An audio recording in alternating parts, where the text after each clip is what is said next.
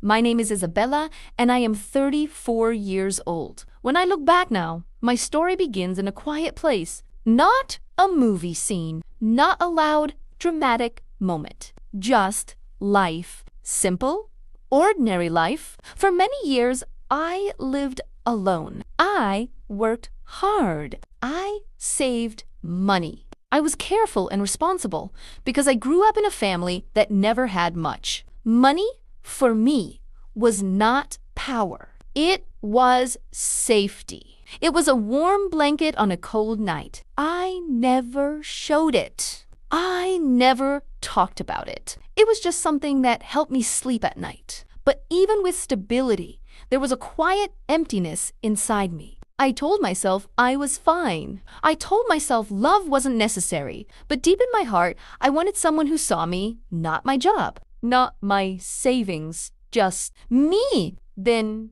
I met him, and everything changed. Like the soft colors of a sunset after a long day. He was calm, kind, gentle with his words. When he spoke, he didn't rush. When I talked, he listened, really listened, as if my thoughts mattered. When he looked at me, I didn't feel judged. I felt Safi. He didn't ask about my work right away. He didn't ask what I owned. Instead, he asked, "What makes you happy?" No one had ever asked me that before. We spent days walking through parks, drinking simple coffee, laughing about silly things. Love did not feel loud. It felt quiet and peaceful, like sitting beside the ocean, hearing only waves and your own breath. For the first time, I felt seen, and slowly, I fell in love. I believed with all my heart that he loved me too. Not my money, not my security, me. When he asked me to marry him, I didn't hesitate. My heart answered before my voice did.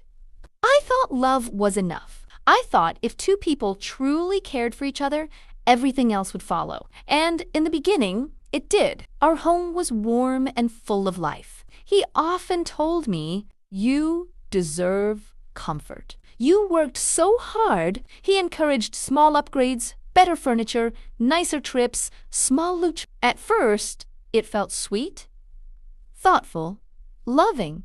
I told myself, it's okay. We both deserve happiness. And yes, love should be enjoyed. But slowly, something changed. The spending grew. One more thing. One more upgrade. One more little treat for us.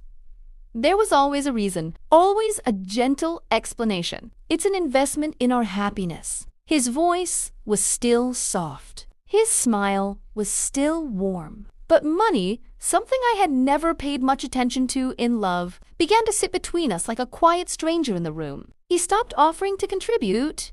Bills arrived. He would look away. If I hesitated, he would gently touch my hand and say, "Don't worry. You have enough." And I did have enough. But that wasn't the point. Slowly, I started to feel like I was carrying everything alone. Not only the bills, but the weight of responsibility. The pressure, the fear. I tried to talk about it carefully. Not accusing, not angry, just honest. But when I spoke, something in his voice changed. A little colder, a little sharper, as if money had become a wall between us. The warm, golden feeling of love began to turn gray. Then came the small hints. The quiet comments, the proud way he spoke about our resources when he was with friends, the way people joked, "You're lucky. You really found someone successful." He always smiled, but not the same smile he gave me in the beginning, and a soft pain grew inside my chest. Love was still there, but it felt different. Less about us, more about what we had, or maybe what I had. I began to wonder if everything disappeared tomorrow, would he still stay? That question followed me everywhere. In the kitchen, on the couch. Late at night, when I couldn't sleep, I didn't want to believe the answer. I still loved him. I still remembered the man who listened, the man who held my hand on long walks, the man who asked what made me happy. So I blamed myself instead. Maybe I was too sensitive. Maybe love simply changes with time. Maybe this was normal. So I smiled. I cooked dinner. I tried to keep our world together, like a careful artist trying to repair a broken painting. But inside, something small and fragile cracked quietly. I began to feel less like a partner and more like a bank. Not dramatically, not all at once, just slowly, softly, painfully. The man who once held my heart now seemed to hold my wallet more tightly. And that realization did not feel like a lightning strike. It felt like rain, gentle, constant, unstoppable. I still loved him. That was the hardest part. Because when you love someone, your heart does not change as fast as your mind. My mind whispered truth. My heart answered with hope. So I stayed. I waited.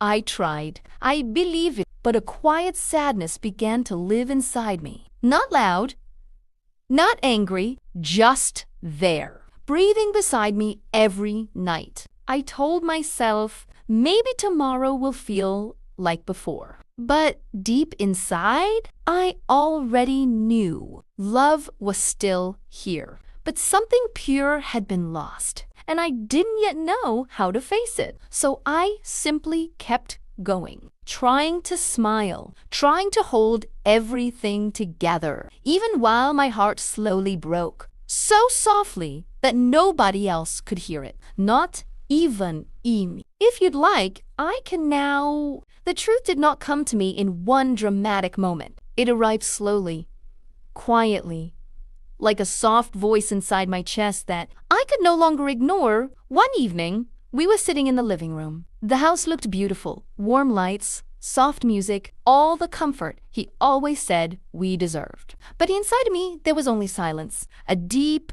heavy silence. I turned to him and asked the question my heart had been carrying for so long. If we had nothing, I said quietly, would you stay? He froze just for a second, but I saw it. His eyes moved away from mine. His mouth did not answer. His voice disappeared. He changed the subject. He laughed it off. He acted as if the question didn't matter. But my heart heard the answer anyway. And in that moment, I didn't shout. I didn't cry. I didn't accuse him.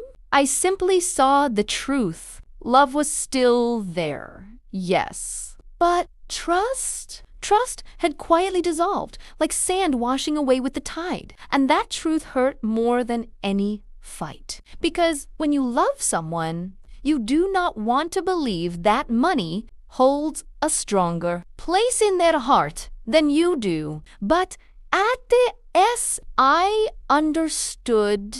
So I began to heal. Not loud, not dramatically, but gently, slowly, with small, careful steps. I started taking control of my finances again, not to punish him, but to protect myself. I began to track what I spent.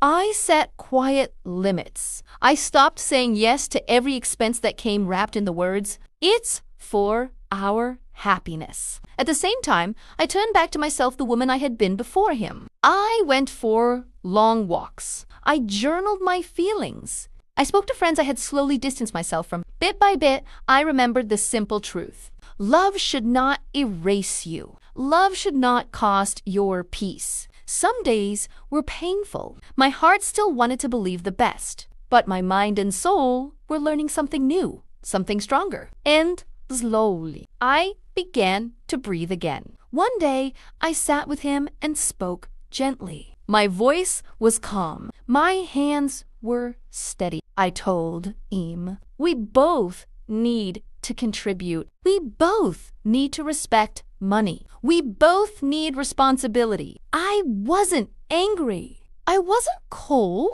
I was simply clear. He looked surprised, then uncomfortable because for the first time, he realized that he could no longer lean on my money like a soft pillow. For the first time, he had to face the difference between love and security, and he didn't like how that felt. There was fear in his eyes, but also something else, awakening. Soon after, he came to me and apologized. His voice was softer than I had heard in a long time. He said he had truly loved me at the beginning, and I believed him. But he also admitted that comfort had tempted him. He had enjoyed the life my money gave him, and slowly, without meaning to, he allowed that comfort to guide his heart. He didn't notice when the line between love and convenience began to blur. He didn't notice. But I did. By the time he saw my distance, by the time he truly realized what he had done, I was no longer the same woman. I was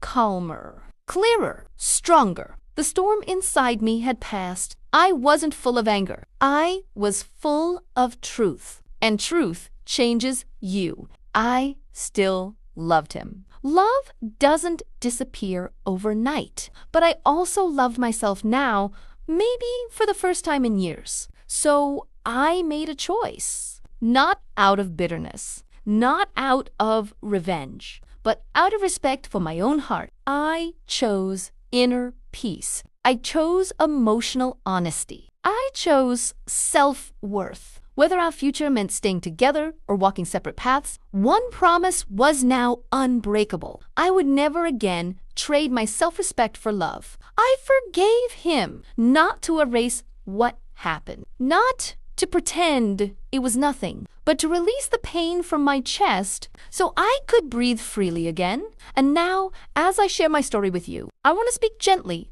not as a victim, but as a woman who learned something important about love and life. Love must stand on truth. Money can test the human heart in quiet ways. Sometimes love is real, but becomes weak when comfort enters the room. So please, protect your peace. Listen to the soft warnings inside you. Do not let anyone convince you that love requires you to disappear. Because, yes, he married me for love, but he stayed for my money. And I finally learned something beautiful. Real love never asks you to shrink. Real love stands beside you, not on top of you. Real love wants you whole, confident, and alive. And now, so I still believe in love, but most of all, I believe in myself.